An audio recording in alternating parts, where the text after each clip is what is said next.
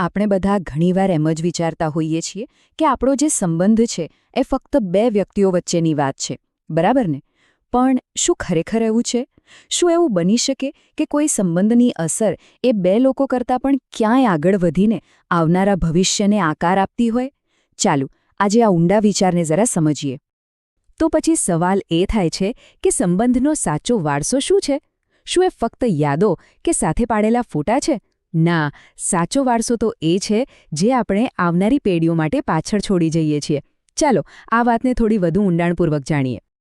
આ સફરમાં આપણે પહેલા એક અદૃશ્ય ઊર્જા વિશે વાત કરીશું. પછી મૂળ અને ફળનો શું સિદ્ધાંત છે એ સમજીશું. ત્યાર પછી જોઈશું કે પ્રકાશનો વારસો કેવી રીતે બનાવી શકાય.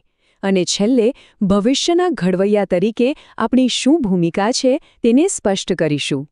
તો આપણો પહેલો વિભાગ છે અદૃશ્ય ઊર્જા. અહીં આપણે એ વિચારને થોડો પડકારીશું કે સંબંધ એ માત્ર એક ખાનગી બાબત છે.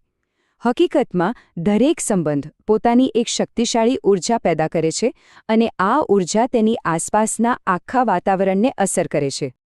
આ વિચારને માનવ વિદ્યુત અથવા હ્યુમન ઇલેક્ટ્રિસિટી તરીકે ઓળખવામાં આવે છે. એટલે કે એક દંપતી વચ્ચે જે ઊર્જા પેદા થાય છે એનાથી જ ઘરનું વાતાવરણ બને છે.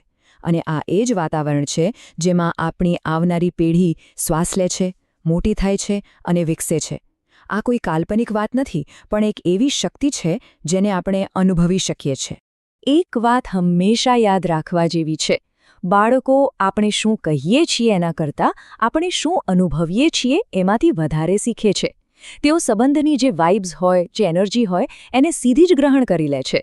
અને આ રીતે જાણતા જાણતા દરેક ક્ષણે એક વારસાનું ઘડતર થઈ રહ્યું છે.